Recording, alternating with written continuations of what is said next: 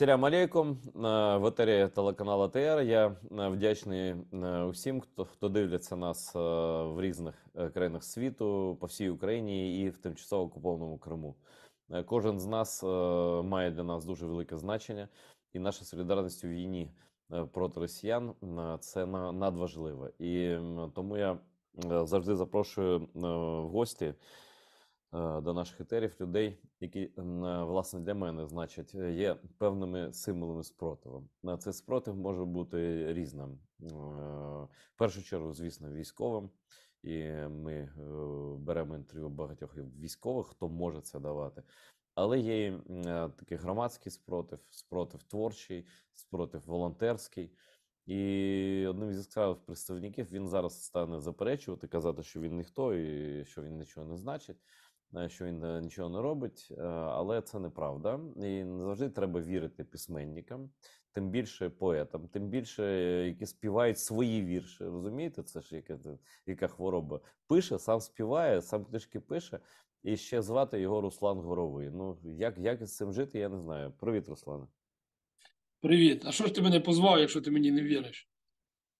Ну, зараз перевіримо. Слухай, журналіст не може вірити нікому до кінця. Зараз ми допитаємо тебе, зробимо свої висновки. Люди у нас різні дивляться. І чому ти мені дуже цікава людина? Ну, не лише через те, що ми там давно знайомі, а через те, що твоє бачення війни, воно ж не лише і навіть не переважно аналітичне, і ти не військовий, там, як і я, так?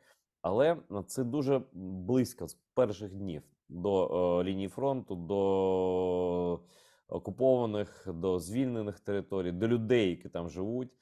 Ти, може, один з небагатьох, хто допомагає безпосередньо людям, які там, ну, в таку халепу потрапили, там, ну, в таку біду, залишився без усього. Ти збираєш якісь там побутові речі. Я взагалі не знаю, чим ти не займаєшся. І я хочу, ну, про творчість трохи згодом, так?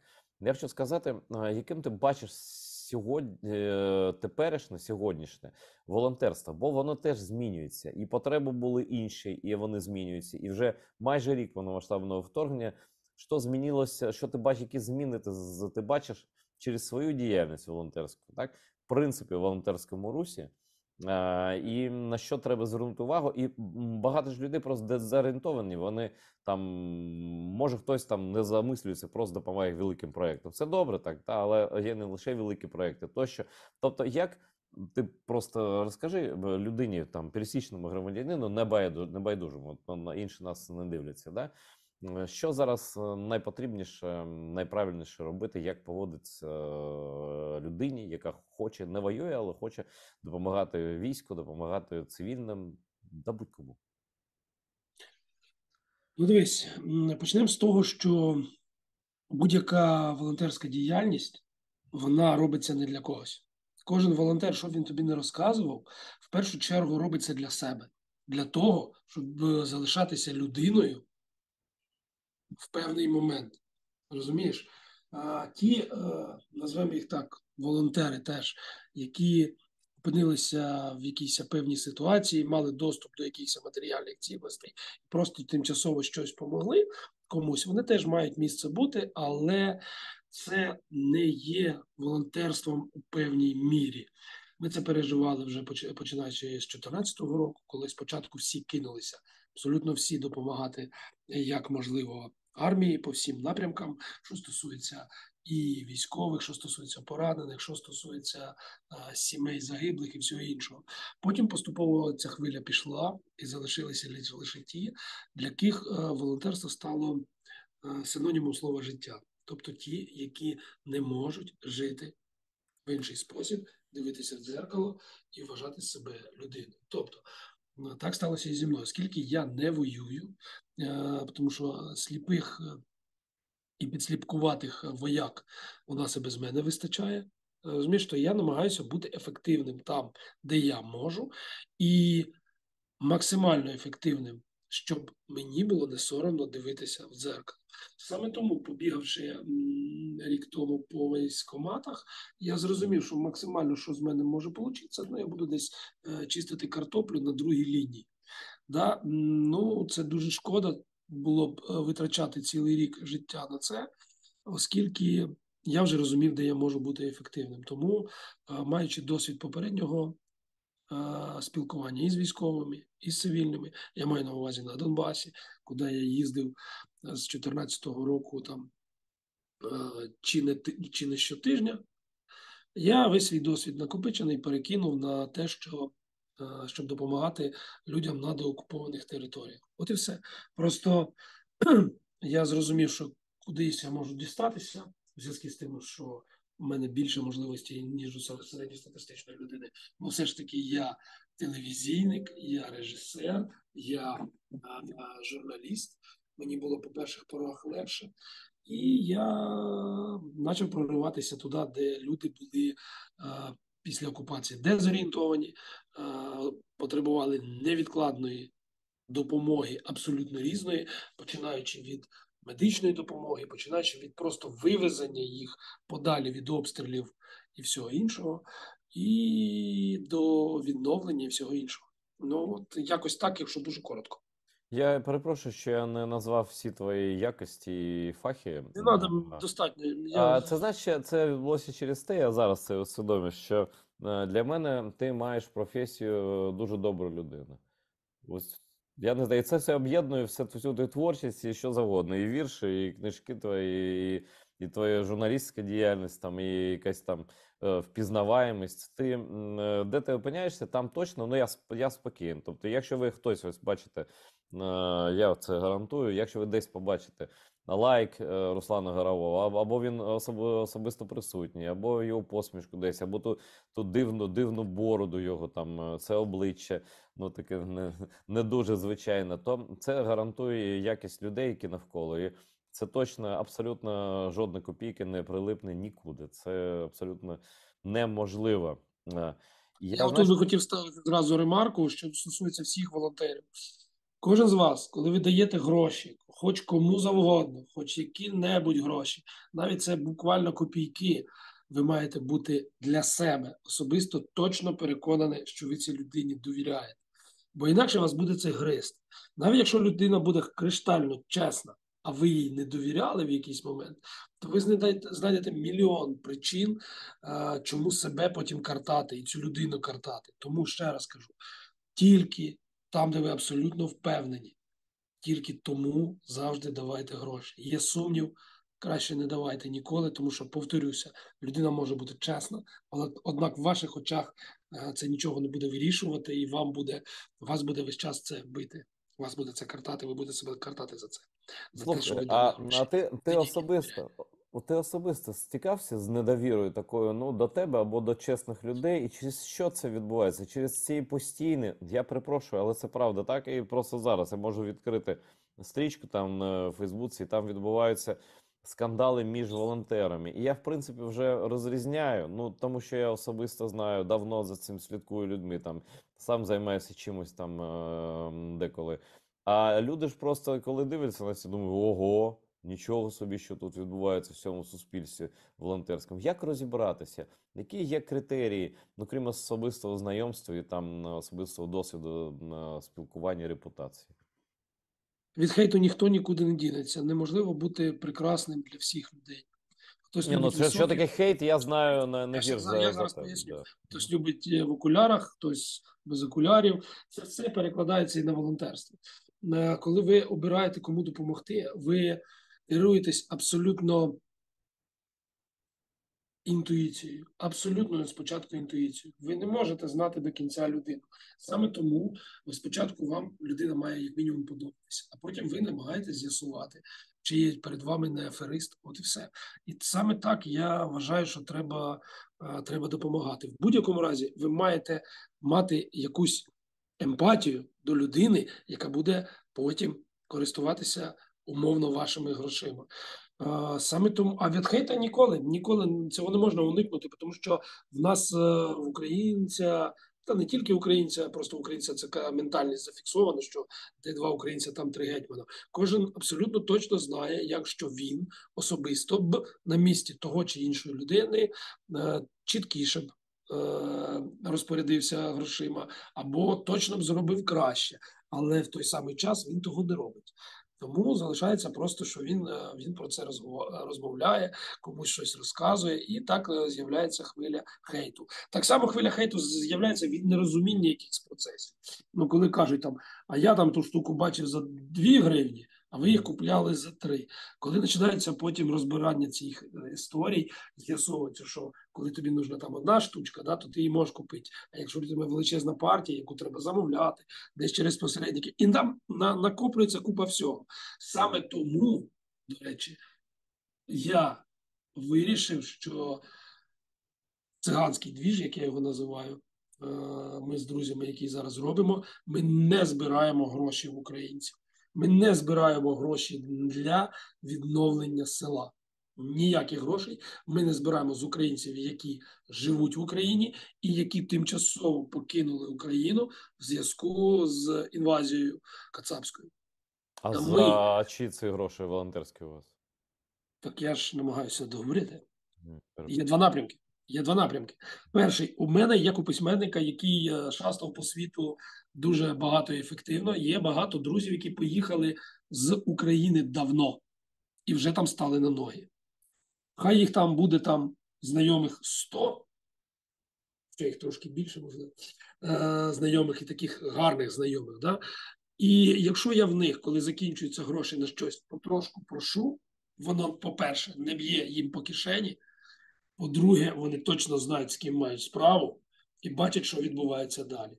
А другий напрямок нашої роботи, нашого циганського табору, це стати місточком між тими українцями, які потребують якоїсь допомоги в вигляді техніки, в вигляді одягу, в вигляді їжі. Ну, от зараз дуже велика була потреба в великій техніці, яку там порозбивали кацапи, покрали, порозбивали, поламали, воно за щось згоріло разом з будинками. І ми придумали таку штуку, ми просимо людей поділитися. У тих, у кого хата ціла, зазвичай в кладовці стоїть 2 мікрохвильовки, тому що одну купили, а друга хай буде, тому що якщо ця згорить, коли на чому я буду гріти. Ну, середньостатистичного українця завжди всього більше, ніж йому треба. Це і пралки, і холодильники, і все, що завгодно. І наша місія пояснити, що треба ділитися. Це не вкладаючи додаткових зусиль, ви можете допомагати людям, бути благодійником. І цей посил доходить до людей. І ми вже величезну кількість техніки перерозподілили в суспільстві. По-перше, ми не створюємо штучний ажіотаж навколо техніки, тобто нам не треба ще раз нову техніку закупати, десь брати гроші. Люди діляться, ми ту техніку відвозимо, там під'єднують, і вони, як мінімум, рік-два точно можуть спокійно користуватися тими речами, якими поділилися люди. От і вся наша місія. Тому я з одного боку заробляю як режисер і журналіст, мені якраз вистачає на бензин для того, щоб кататися, розвозити. Більше я ні на що не витрачаюсь, тому що ну на що можна в нашому житті витрачатися? Моя рідня за кордоном, їми опікується. А я всі гроші спрямовую на заправив машину, одвіз, заправив, зібрав, розвіз. І отак ми і працюємо. Дали нам безкоштовно приміщення, де ми можемо то все зберігати. І весь час ти збираєш якісь запити, і є таким, якби, місточком, ще раз кажу, між українцем, у якого все відібрали, Казапня, і українцем, у якого є надлишок. А гроші ми дійсно не збираємо.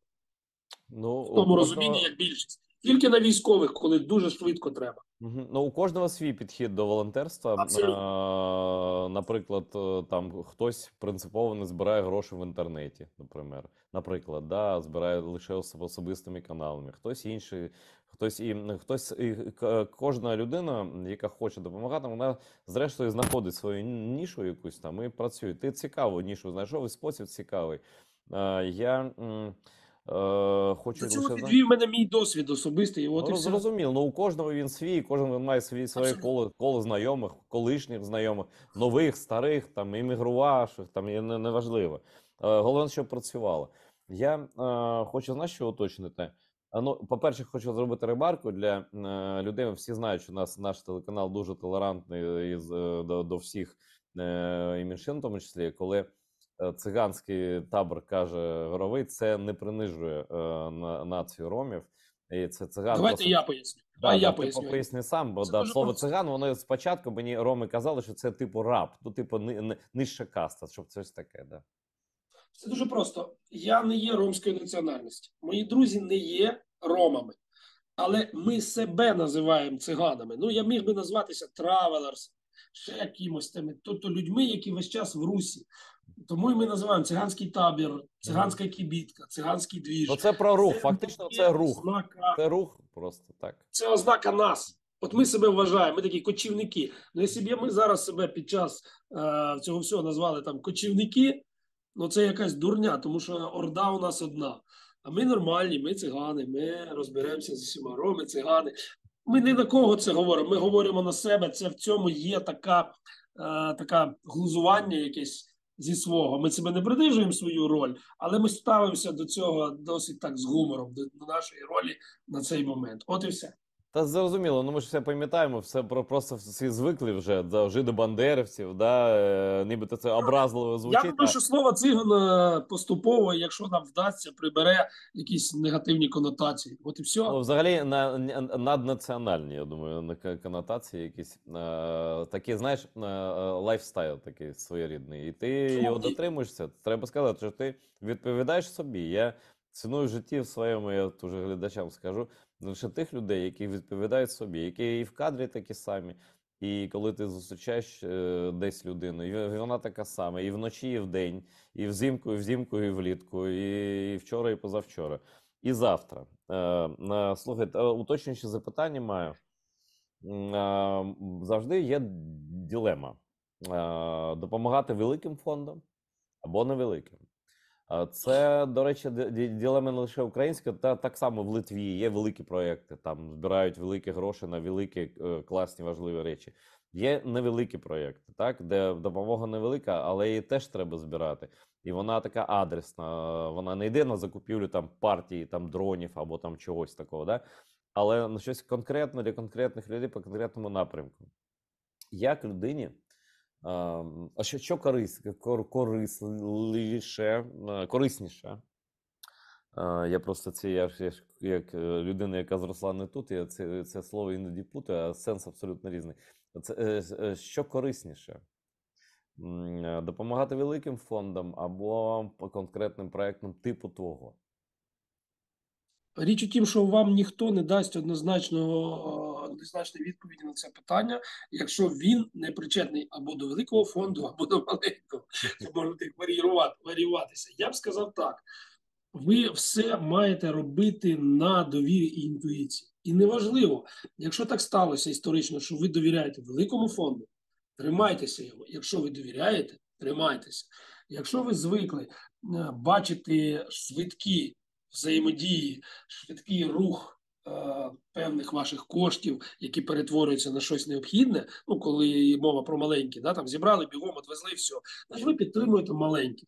Не може бути такої поради, іначе просто не було великих чи маленьких. Був би один фонд, в який би ми донатили і все. А так кожен робить вибір, і цей вибір призводить до того, що великі фонди стають ще більшими, або великі фонди розвалюються, маленькі фонди стають більшими, або маленькі фонди загинаються. Все по-різному. Отут рівень довіри якраз і вкрай важливий для кожного фонду. Тому одного якогось такого шляху у вас, як у добродія, бути не може.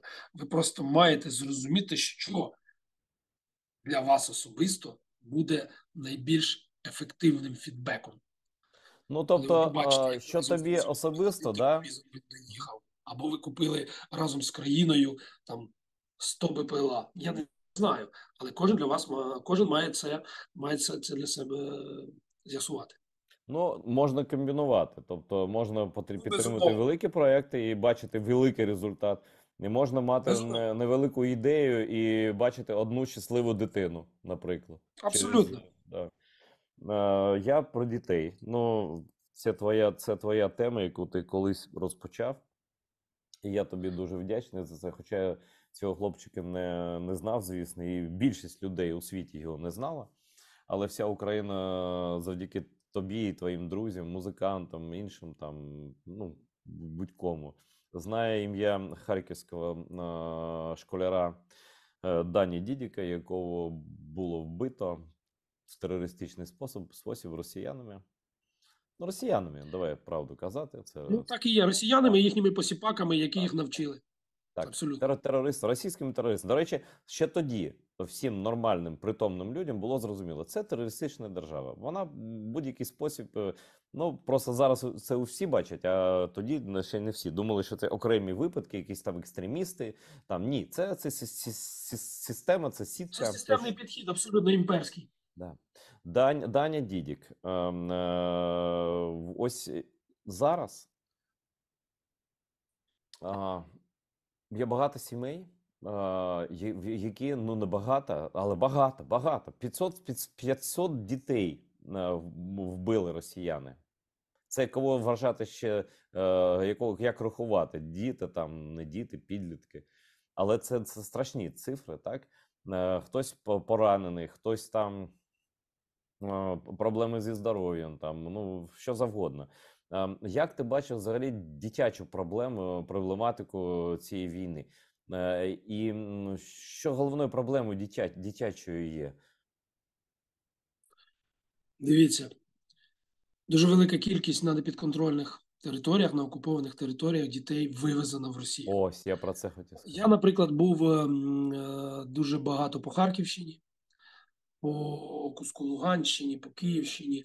От по Харківщині дуже така показова штука, коли вони бігом ломанулися і майже добігли до Харкова, да, там, і почались бойові дії там в Дергачах, там десь біля Харкова. І чимала територія, близько 30 кілометрів, там багато сіл, там містечка, чимала територія опинилася за лінією фронту ну, в лічені години. Але ми розуміємо, що лінія фронту така штука, що весь час щось літає, десь падає, гупає і прилітає в хати. Що робили кацапи? Вони відразу ж почали казати, давайте забирати дітей, куди-нибудь подальше, в Рятувати. піонерські лагеря, куди завгодно.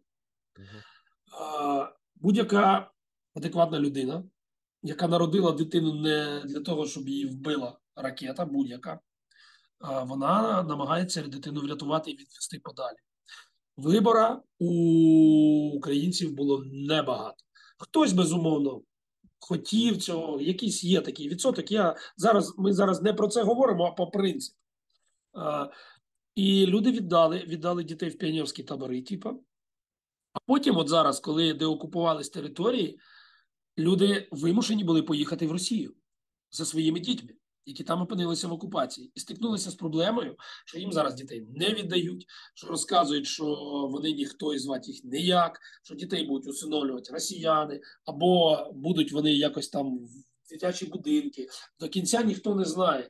І знову ж таки дуже важко дізнатися цю інформацію, тому що дуже багато людей втратили можливість зв'язку нормального з тією стороною. Розумієте, там дітей поотправляли, хай я знаю куди, вони туди позаїжджали, ні грошей нема, нічого нема. І така величезна кількість, це величезна проблема зараз, з якою не можуть впоратися ніхто. Я не чую Може з цим тебе. впоратися, тому що Росія просто все ігнорує. Росія просто все ігнорує. Ти їм що не кажи, як горохом об стінку. Це одна проблема. Друга, звісно, що дуже багато дітей скалічені, і зараз їм потрібна медична допомога, їм потрібна дуже психологічна допомога, психіатрична допомога. І вони не тільки в Україні, вони хтось за кордоном, хтось іще, вони пережили те, що назавжди дасть якийсь відбиток на їхню свідомість. Це інша проблема, яка є діти, які просто невідомо де, якими от займається служба розшуку дітей. Вони можуть бути як невідомо де, які вивезені в Росію, так і, на жаль, загиблі, але не впізнані, так і просто загублені тут, тому що території переходили туди-сюди кілька разів, діти губилися і в Європі. І саме для цього ми намагаємося максимально, як служба розшуку дітей, в цьому контексті працювати з усіма можливими службами, тими, з якими можна, в принципі, працювати, крім російських, бо вони ж ні з ким не працюють. Вони ж, це абсолютно, у них інші задачі. У них інші задачі – забрати дітей і зробити з них росіян. У них просто інша задача – стерти їм пам'ять. Тому вони так працюють. Це якщо про це. А що стосується загиблих дітей, це величезна драма, яку Україна просто тепер з цим буде жити. Вони діляться на дві категорії. Ці діти нерівних. Це діти, які цивільні стали жертвою бомбардувань, обстрілів, які загинули зі своїми родинами і всім. Їх більшість таких дітей. Але є і підлітки, які свідомо чинили спротив. І зараз, і в основному до масштабного вторгнення, ми пам'ятаємо, що Степана Чубенка із Краматорська, воротаря, спортсмена, якого просто взяли за те, що в нього була стрічка жовто-блакитна на рюкзачку, і його вбили, зв'язали руки-ноги і вбивали покидьки. Його потім дуже довго не могли знайти. Мама дійшла аж до Захарченка, мама просто там така пробивна, яка нічого в цьому світі не боялася і виростила такого самого сина. Але його пам'ять, як українця, який хотів бути українцем і до кінця стояв, була гідно вшанована в Краматорську. А що стосується Дані Дідіка, про якого ти згадав, то тут проблема в тому, що Даня в свої 15 років мав мільярд варіантів, як прожити своє життя. Він міг лишитися з батьками в Німеччині. Він мав таку можливість. Але він хотів назад в Харків, в Україну. Він ще сказав, що він українець. І загинув він не просто як жертва теракту і випадковий. Він разом зі своїми друзями, однолітками і трохи старшими, ходив на всі мітинги, він співав відому пісню «Путін хуйло», яка народилася. Він ввів активну проукраїнську роботу і позицію. Він намагався не дати підняти голову тим, забув, як вони вже називалися, бачиш, час пройшов, організаціям, яким проросійським там, вони від них захищали мітинги. На цьому мітингу вони, пацанва, йшли по периметру, щоб захистити людей. Тобто він загинув, чинячи спротив агресору. Саме тому я вважаю, що вклад таких хлопців, і, зокрема, Дані Дідіка, недооцінена. Досі не названа школа його іменем в Харкові. Звісно. То, що ми чуємо в інтернеті, ми чуємо зараз, знаєте, це інформаційний шум. Обіцяли назвати і до того, дуже давно. Спочатку директорка школи, потім навіть Кернес спокійний казав, що ми розглянемо це питання, дам доручення, і все заглохло. Зараз Терехов сказав, підготуйте папери. Підготуйте папери і назва школи, я хочу розуміти, щоб ви розуміли, це абсолютно різні речі. Що може статися мільярд варіантів і мільярд причин, чому це зробити не можна. Тому ейфорія в соцмережах, вона ж абсолютно передчасна. Тому що у нас головний хайп. You will be hero just for one day. Розумієте, всі написали про це, всі розказали про це. І чекаємо далі. Я чекав і до того, я чекаю і зараз. Але крім того, що я чекаю на Харків, ми разом з друзями пушимо проблему цю, щоб Даню все-таки не забули. І зараз триває голосування в Києві цифровому, в Києві, в столиці, щоб назвати його іменем Сквер. Депутати за. Вони не знайшли нічого, щоб протирічити. Даня вмирав не за Харків, не за свою школу. Даня виходив на те, щоб не було ніякої ХНР, щоб була вільна, незалежна Україна. Він хотів бути українцем. Його, власне, вбили за те, що він хотів жити в країні з назвою Україна, під жовто-блакитним прапором і бути українцем. За це, власне, його вбили, а не за щось там іще. Тому зараз ми намагаємося, щоб пройшло тепер опитування, пройшло киян, і 93% киян, на сьогодні я дивився, там з опитаних, ті, хто брали участь в опитуванні, вони за. 7%, які проти, я думаю, що це здебільшого є така каста людей, яка Баба Яга проти, вона буде завжди голосувати проти будь-яких змін, Це і не тільки в Києві, це може бути в Харкові, у Львові. Просто сидить, каже: ой, я не хочу, щоб це. Мені хорошо було і раніше, так хорошо, що сусіди розстріляли, був Совєтський Союз. Оце вони такі, знаєш, вони завжди проти всього. Але мене більше радує, що 93% киян проголосували, вже віддали свій голос за те, щоб надати скверу назву. Значить, вони знають Даньку. Значить, всі ці роки, оця вся музика, яку писали музиканти, все це, воно призвело до того, що Даньку не забули.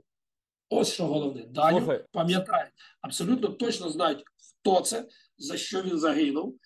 І це дає мені підстави вважати, що і в Києві буде його сквер, і рано чи пізно школа буде носити його назву. Що, власне, ми ніяк не припиняємо за це боротьбу. ну, по-перше, я від себе особисто хочу сказати, що це велика ганьба для керівництва школи. Це рішення можна було скласти навіть на рівні школи і затвердили б його знизу ініціативи такі. Ну, зараз все Не буває перейменовано. так, не буває. Ну, дивись, це Харків. Це Харків, дітка. Але Харків це завжди Харків вже Харків 23-го року. шпагаті між квадратними і круглими. Там нічого не робилось без Кернеса тоді, на той момент. Нічого не робилося. Ну, ми ж без зараз живемо, не на той Кернеса. момент. Але спочатку Кернес був категорично проти в приватних розмовах, тому що не хотів прецедентів по перейменуванню. Ну, згадай про Жукова. Та Скільки все вони зрозуміло, що ти про Кернеса Скільки тут? вони мумію тягали, таблички вішали Жукова на рівні 3-го поверху. Наказували Ну, це людей, раз. карали людей, які були проти. Да. От. І ніяка школа не могла цього зробити. Не треба самим собі брехати. Ну Тим більше, що зараз-то вони- можна, Руслане, зараз-то можна. Ну, слухай. А зараз я теж думаю, я не можу стверджувати, чому, що і як. Я думаю, що тут уже тепер грає особисті якісь амбіції червоної директорки, яка вона весь час себе пропагує, як вона така проукраїнська, все. А тут вона сіла одним містом на щось мокре, непонятне нікому. Ну, там чому вона зайняла таку позицію, розумієш? Ну, от так. Чекає. Так воно в цьому житті і буває. Я думаю, що рано чи пізно все буде зроблено, все стане на свої місця, і тоді можна буде назвати якісь речі, які я навіть вже знаю, але не можу говорити, тому що є докази, знаєш, і їх треба доводити. І я зараз збираю це. І рано чи пізно ще дуже багато чого буде відомо. І про депутатів, які Верховної Ради обіцяли батько, що ми все порішаємо, Андрій. Ну ми ж розуміємо, що це за що ця дитина загинула. І вони були з різних таборів, і вони були з різних партій. Я все знаю, я все пам'ятаю, і все в мене записано. І рано чи пізно, коли все закінчиться назвою школи, я покажу ці документи ще. Тому там не все так просто йде. Ясно. Ну, дивись, ну, крім сквери, і, напевно, там якийсь пам'ятник має бути, крім школи, і, може, вулиці в Харкові. Зараз дуже швидко все змінюється. Ось ми бачимо, як в Києві просто перейменувань така хвиля, вже не перша, навіть не друга хвиля. Абсолютно справедливо. Там площа Перемоги, Галицька площа. Я навіть не встигаю стежити, ну, через зайнятість там, але це все на позитив іде, звісно, у плюс. Але чи ти не вважаєш, що в принципі не лише такі, знаєш, візуальні якісь там речі треба робити, а чи є згадка про Даню десь в підручниках історії для дітей, підлітків його віку, як людини, яка була зразком українського патріотизму, а зараз молодь дуже патріотична, да, і патріотична і в Харкові, і всюди. То ще тоді, коли це було не модно, і це тоді, коли це було лячно.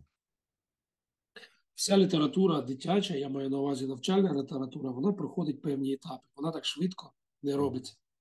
Тому що якщо б література робилася швидко, там за рік навіть там або щось, то це була б література або програма шкільна одноднівка, яка б просто можна було крутити як циган сонцем в угоду будь-якій партійній організації чи ще щось. Ми ж не забуваємо, як дневнички, да, були там з тим самим, як його, з Януковичем, там, з Юлією, якісь еті, там, ну, все воно було.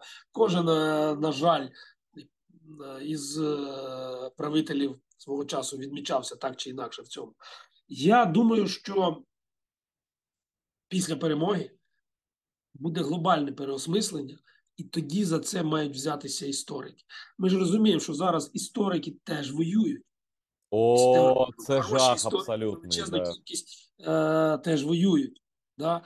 А, ти Тих, маєш на які увазі, мають... що історики. Слухай, я не зрозумів тебе просто, Руслане. Ти маєш на увазі воюють на фронті у війську, так? В тому Але, числі. але є історики, я то зрозумів по-іншому тебе. Коли ми вже просто давно про армію говорили, про фронт, воюють між собою. Я це спостерігаю за цим із жахом. Знаєш, я думаю, тобто, я перепрошую таке слово, але вже воно не загально відомо, срачі, так? Я думаю, на чому ще не пересралося? І тут вчена, розумна, там, жінка, здається, вона, я прізвище не буду назвати, тим більше я не пам'ятаю, дає інтерв'ю і зауважує на тому, що, замітьте, ми воюємо зараз під прапором Петлюри жовто-блакитним, а не під прапором Бандери червоно-чорним. Хоча насправді війна йде під обома цими прапорами, да?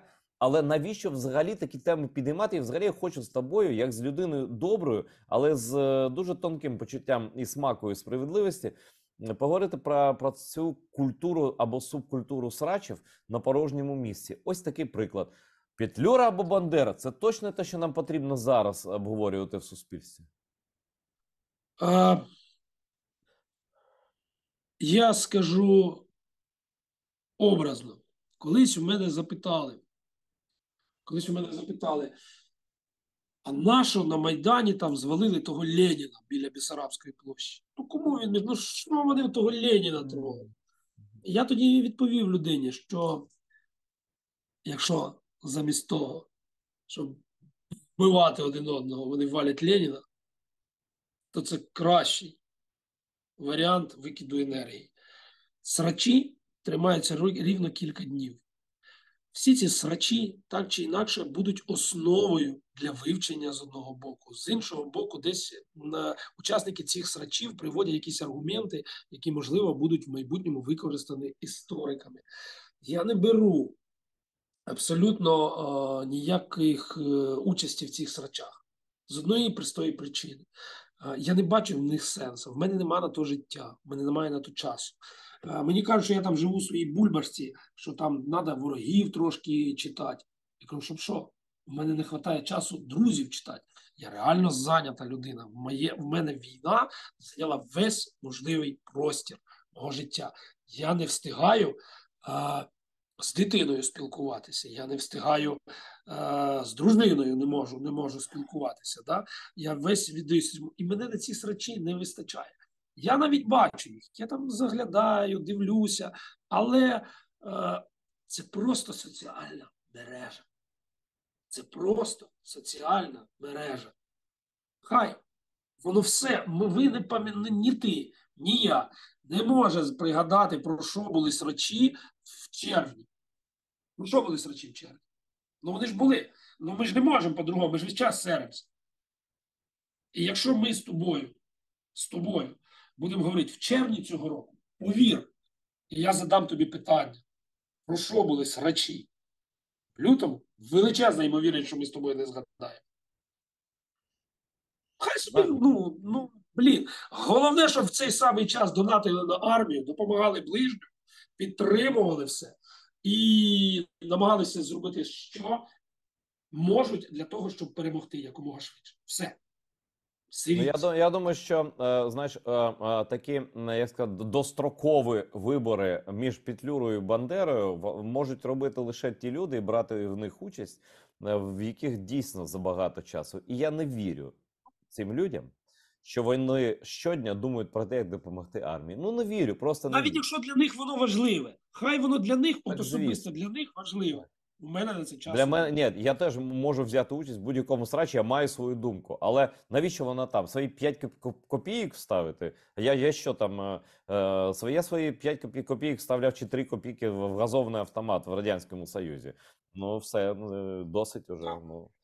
Тим більше, що є чим зайнятися.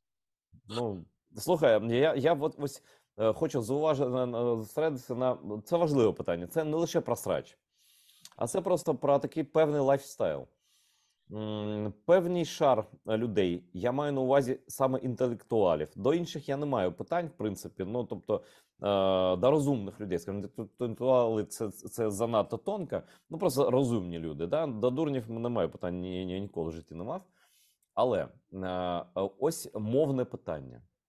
Ти людина, яка, я не буду ще допитувати, я вже питав тебе там в минулих етерах, як ти перейшов з російської, з російщини був, ну як і багато українців, ти перейшов абсолютно. Я підтверджую, що там ти жодного слова російською не кажеш навіть в приватному житті.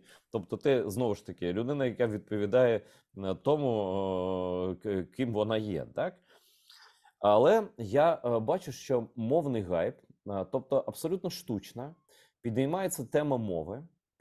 Причому часто буває, ну я, звісно, на боці тих, хто за українізейшн, так, якнайшвидше, бо це захист. Я просто це знаю. Да? Ну, для мене це безпека, це як стіна, як я не знаю, там, як автомат, як танк, як літак, як Ну, ти ППО. додатково себе захищаєш, звісно. Звісно, це майбутнє. Як мінімум тобі не наб'ють пику, прийнявши тебе за кацапа. О! Це сенс. Але дивись, я бачу багато, ну не багато, але відомі люди. Причому як ті, хто нібито захищає мову, і ті, які нібито захищають толерантність до російської мови, ну російську вже ніхто не захищає, а толерантність до неї, тобто захищає, вони До збирають російськомовних українців. так, ну типу, так? Величезну кількість лайків, репостів. Вони з задоволенням спостерігають за тим, як ламаються там дротики або там не дротики, віделки з ножима, там скрежет, там іскри летять в різні сторони. Це хто за люди такі? Я в принципі, для мене мовне питання було закрите давно. Ну, як я вивчаю, я вивчатиму українську мову до кінця свого життя, скільки б я не прожив, там день або 100 років. То це неможливо вивчити її, в принципі, будь-яку мову до кінця, бездоганно. Але люди чомусь не дійшло, не вистачає чого? Смаку. Може, це занадто велика залежність від популярності, від чого? Який діагноз ти ставиш людям, які влаштовують такі срачі, тобто штучна. Ну, штучність, вона ж відчувається. Штучність завжди в Україні була видна. Тобто проплачений Майдан і Майдан – це, ну, проплачена демонстрація або не проплачена. І тут теж є які критерії? Чому не треба брати? Ну, коротше, скажи свою думку, що це заболтався вже. Дивись, ну, звісно, що я не лікар і я діагнози не ставлю, але я можу говорити про свої якісь спостереження. Те, що українська російськомовна література – це тупікова гілка цивілізації, я говорив ще з 14-го року. Да нарешті весь стендап українською, переходять на українську всі письменники, поети. Ну, то, да, перекладають свої твори, написані раніше. Бо навіть до особливо таких упоротих, чи я не знаю, як це те саме, доходить, що ти ні в російськомовному середовищі не свій. У них є свої яких Пригожин. Хто у них пише? Я не пам'ятаю, просто я зараз наговорю вам. Хіроні, коротше, да. А вони там, у них є свої, да, які пишуть, а в українському середовищі, навіть серед російськомовних, є свої україномовні письменники. Тому що величезна кількість молоді, Це головне. яка в побуті часом не говорить українською, або говорить українською і переходить на російську. Є маса різних варіантів. Вони здебільшого купують україномовні книжки. О, ти помітив це, да, як письменник? Помітив це?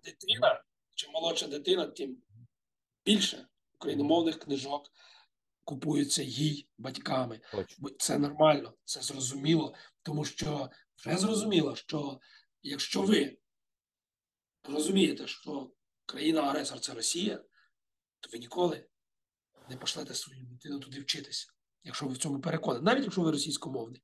Якщо вам важко, якщо у вас є якісь перепони, якщо у вас внутрішні якісь забобони, якщо вам здається, що ваша мова штучна, хоча все це лікується практикою. Дуже часто єдине, що в людини, яка хоче перейти, немає підтримки серед оточення. Оце важко.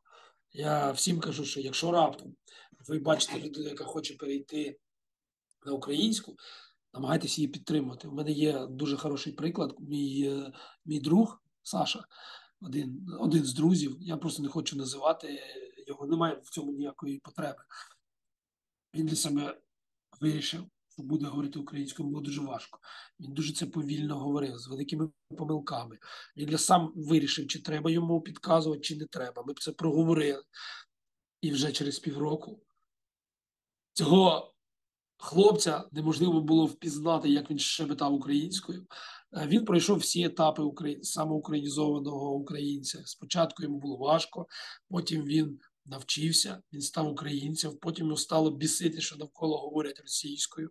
Потім він став з цим боротися, кричати якось. Потім він зрозумів, що світ буває різним, прийняв і вироботав свій механізм реакцій на російськомовних українців. Я, наприклад, ніколи не роблю зауваження за мову, але я ніколи не переходжу на російську. І звісно, що я по можливості уникаю тих, хто говорить зі мною російською мовою, бо мені це неприємно. Мені просто це неприємно. Я просто їх потрошку уникаю, викидаю зі свого життя. Не тому, що вони погані люди, тому що людей багато навколо, і я знайду з ким спілкуватися там, де мене не подразнює, де нема подразника. Мене не весь час не б'ють по потилиці тим, що мене тригерить. Я просто менше спілкуюся з тими людьми, які говорять російською.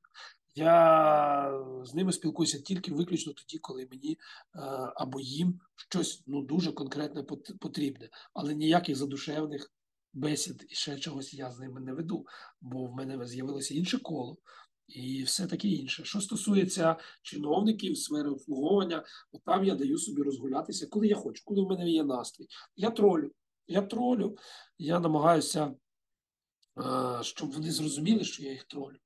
На кожне спасибо я кажу пожалуйста. Розумієте? Якось я вигадую якісь речі, або там я вас не розумію. А чи нема у вас когось, хто б міг говорити зі мною? Ні, я знаю, що я кажу. Я був би вам дуже вдячний, якщо ви мені допоможете. Слухай, найдієвіше це питати, якщо занадто голосно говорять російською зараз, найкраще підійти, посміхнути, сказати «Добрий вечір, звідки ви до нас приїхали?» Це вже перевірена штука. Да. Це вже перевірена штука. А що стосується російської за кордоном, то у мене весь час був маркер, там мене ж тіліпали, я коли чув російську, завжди. Я підсвідомо розумів, переді мною ворог. Починаючи з 2014 року. Переді мною ворог. Потім, це в Україні ти не сприймаєш зразу, що ворог. Бо ти розумієш, що ти в себе вдома, умовно кажучи. Просто тут різні українці. А за кордоном перше бажання дати в тикву. Що перед тобою ворог.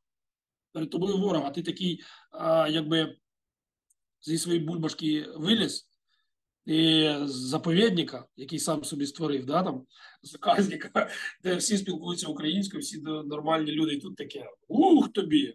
І в тебе може зірвати і планку. Всяко може бути. Я, звісно, що себе тримаю в руках.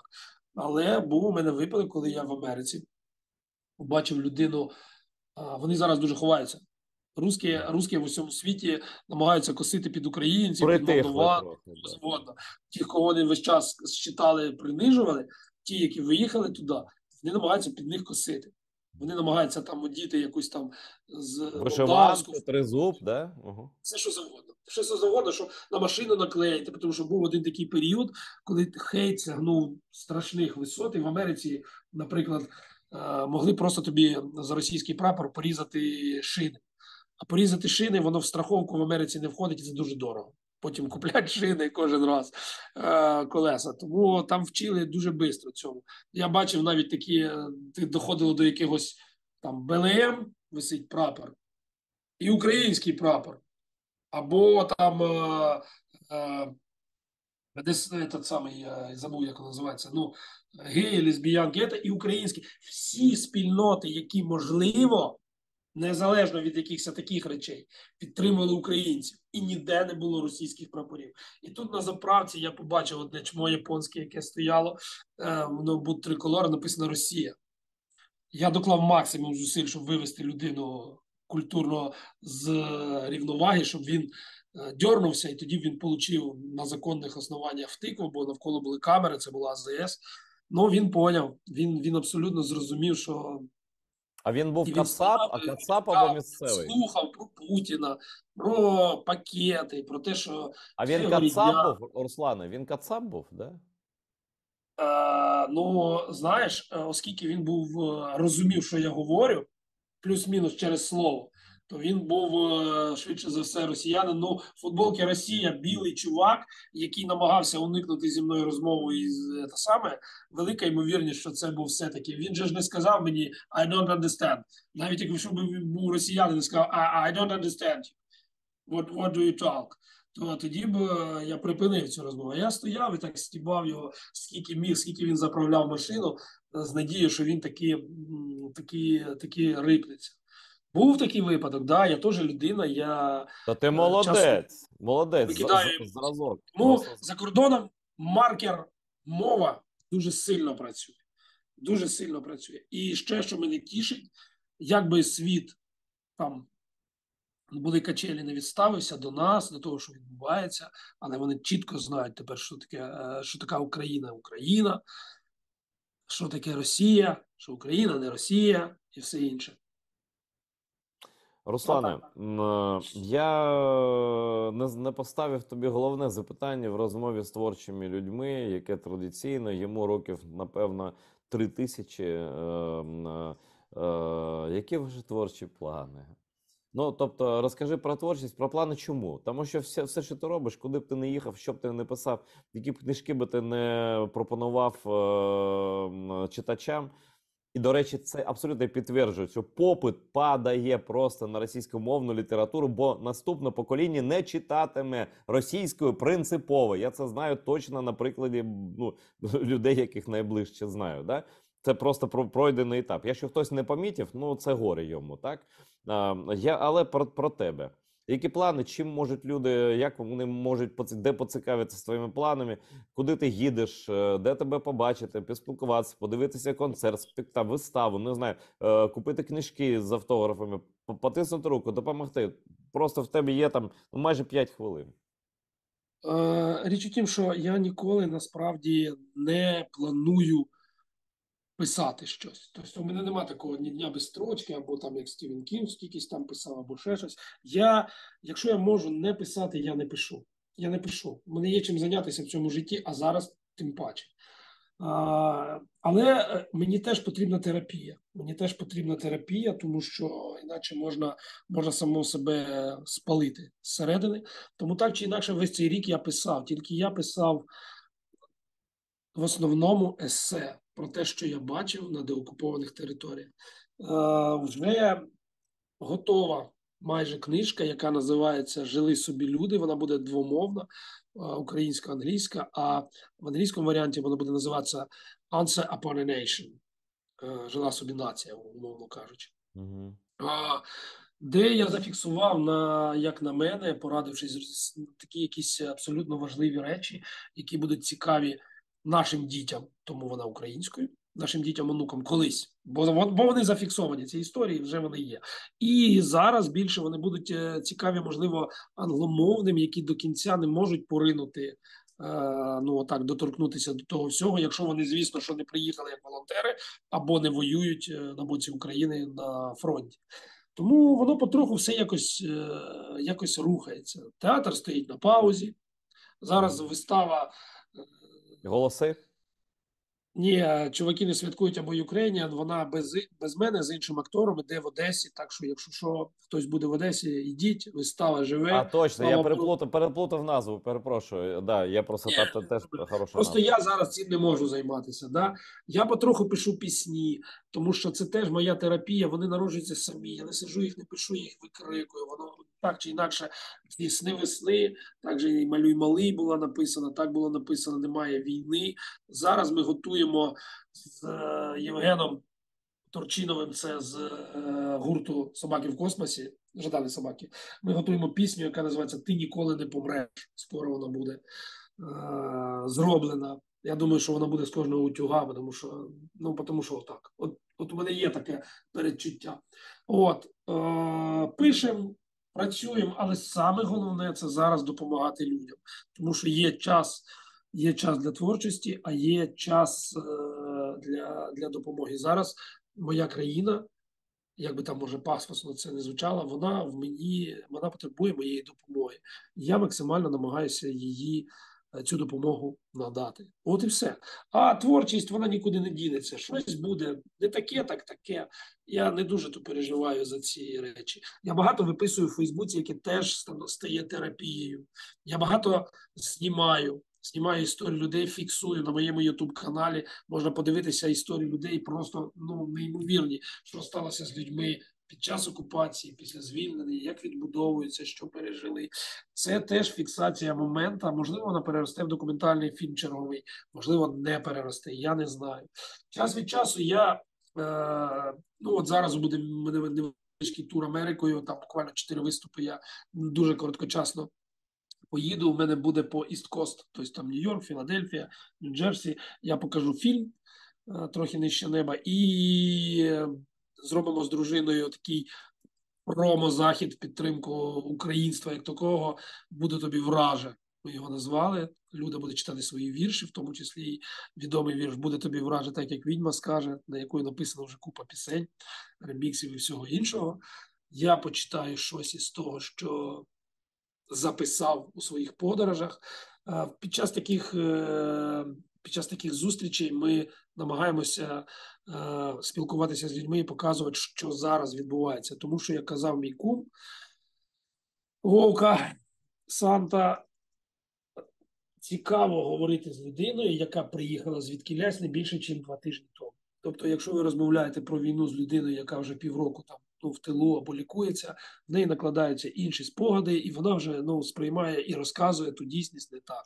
Так само і я. Я зараз із сіл, бистренько полечу, розкажу те, що я бачу на цей момент, і це буде найбільш правдивою інформацією на сьогодні. Потім повернуся звідти, їжджу так само в села, розказую їм, як в світі живуть, чого у нас обмежила Кацапляндія, яка прийшла сюди з війною. Це теж така сама місія, як і розказувати про Україну там і про українців там, тут. Це теж одна із моїх місій. Я живу сплошним потоком, я тобі вже казав колись. Та я тебе не знаю, що ти мені так, а кажеш. завтра так. От Що як ти воно мені йде, так іде. Злітає поїздка, я не сильно парюсь, значить не вийшло, значить не треба, значить щось треба інше. Получиться, значить поїду, розкажу, що там буде. З нами був Руслан Горовий, абсолютно природна людина в найкращому сенсі цього словосполучення. Я зичу абсолютно серйозно всім підписатися на Руслана Горового як у Ютубі, так і на Фейсбуці, так і всюди, де це можна. Я є фанатом його музичного творчества, твоєї музичної творчості. І всім раджу, правда. Це насправді музика, яка пісні, які пишуться не те, що не під замовлення, навіть не з якимось там ритмом, а просто саме як дихати.